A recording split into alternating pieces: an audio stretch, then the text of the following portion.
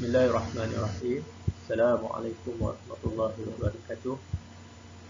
Baik pelajar, kita bertemu sekali lagi bersama dengan saya Cikgu Husni untuk video pengajaran bagi mata pelajaran Geografi.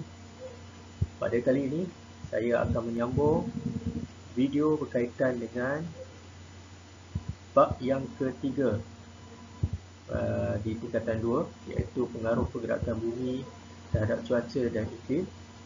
Dan pada kali ini kita akan membincangkan berkaitan dengan subtopik 3.3, iaitu berkaitan dengan peredaran bumi. Baiklah pelajar-pelajar sekalian, bumi beredar mengelilingi matahari mengikut arah lawan jam. Ingat bumi yang mengelilingi matahari, bukannya matahari yang mengelilingi bumi. Okey, dan ianya mengelilingi mengikut arah lawan jam.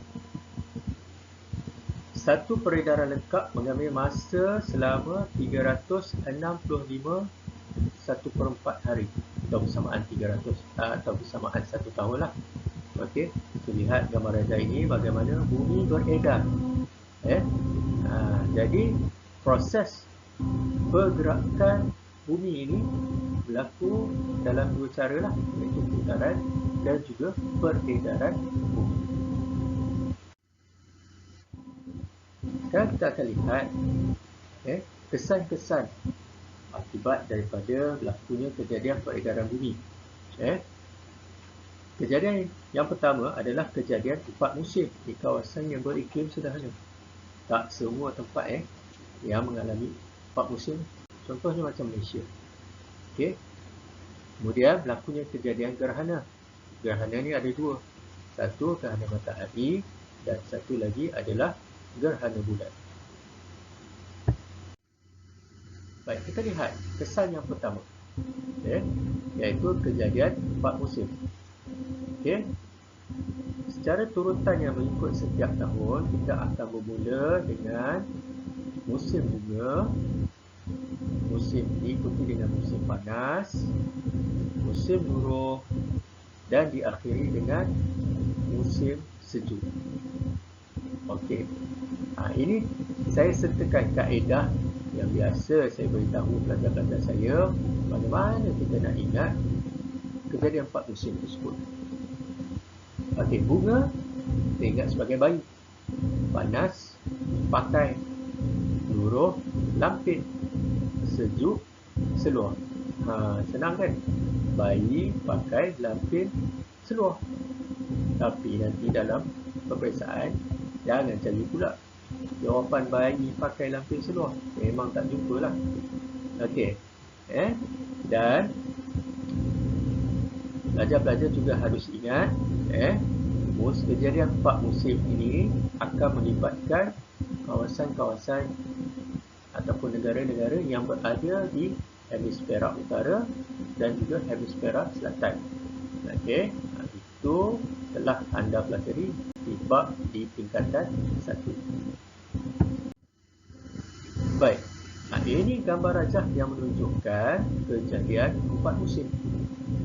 Okey, bermula dengan equinox musim bunga yang berlaku ataupun bermulanya pada 21 Mac. Kemudian diikuti dengan solstice musim panas berlaku pada ataupun bermulanya pada 21 Jun. Kemudian diikuti pada 23 September iaitu kejadian equinox musim luruh. Dan diakhiri dengan solstice musim sejuk yang akan biasanya bermula pada 22 Disember.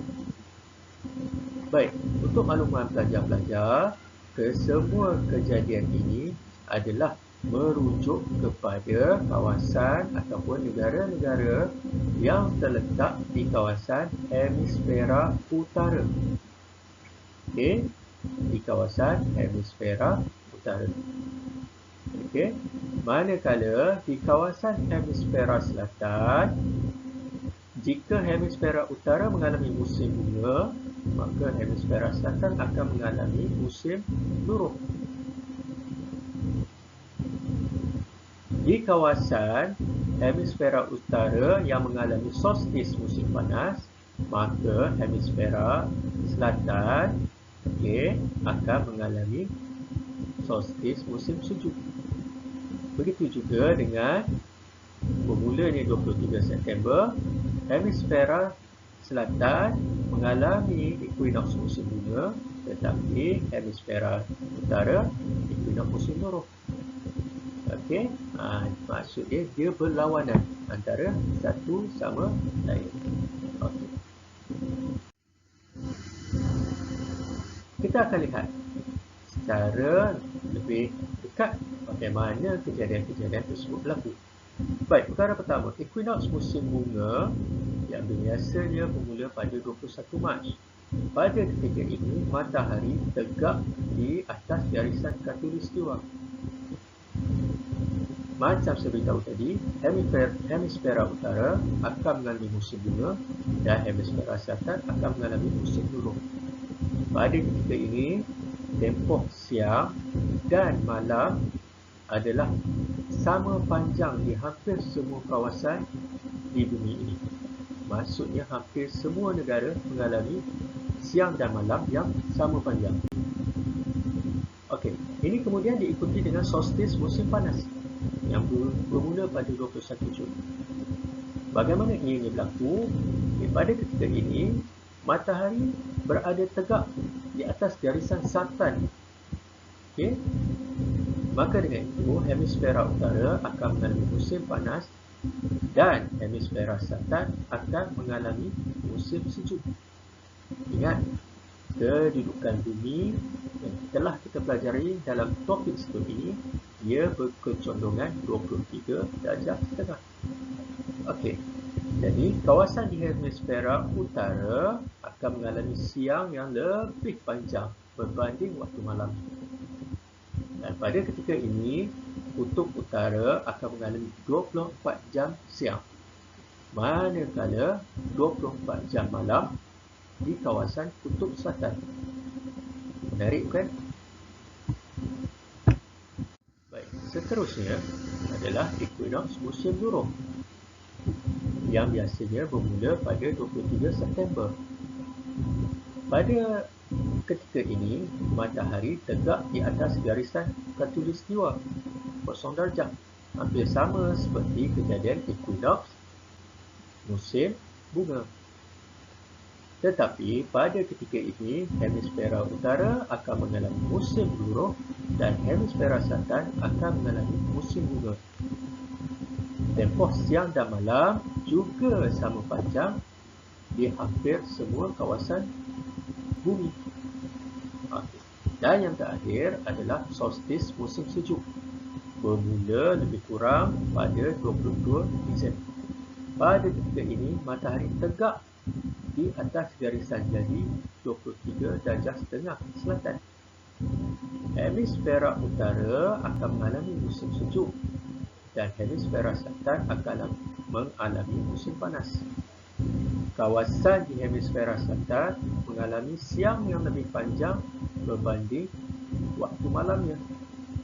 Dan pada ketika ini, kutub utara akan mengalami 24 jam malam, manakala 24 jam siang pula berlaku di kutub selatan.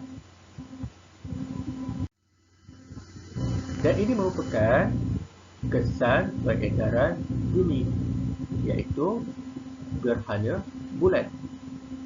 Bagaimana gerhana bulan boleh berlaku? Gerhana bulan berlaku apabila kedudukan matahari, bumi dan bulan berada dalam satu garisan lurus. Bumi akan melindungi cahaya matahari daripada terpancar ke bulan. Cuba perhatikan pada gambar rajah ini.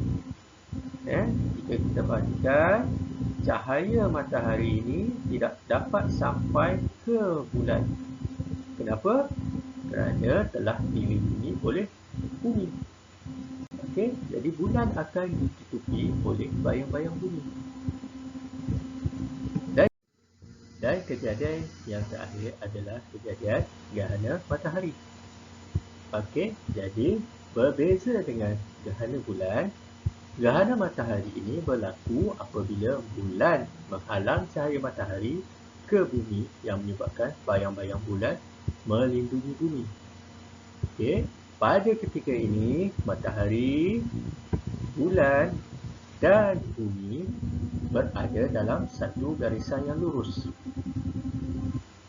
Harus diingat, gerhana matahari ini tidak meliputi seluruh permukaan bumi kerana saiz bulan yang lebih kecil berbanding bumi. Okey, jadi kesimpulannya, peredaran bumi menyebabkan berlakunya kejadian 4 musim di negara-negara yang beriklim sederhana dan juga kejadian gerhana, iaitu gerhana bulan dan juga gerhana matahari. Setakat itu dahulu untuk video pengajaran saya pada kali ini, sehingga kita akan berjumpa lagi dalam video-video yang akan datang. Sekian, terima kasih. Assalamualaikum.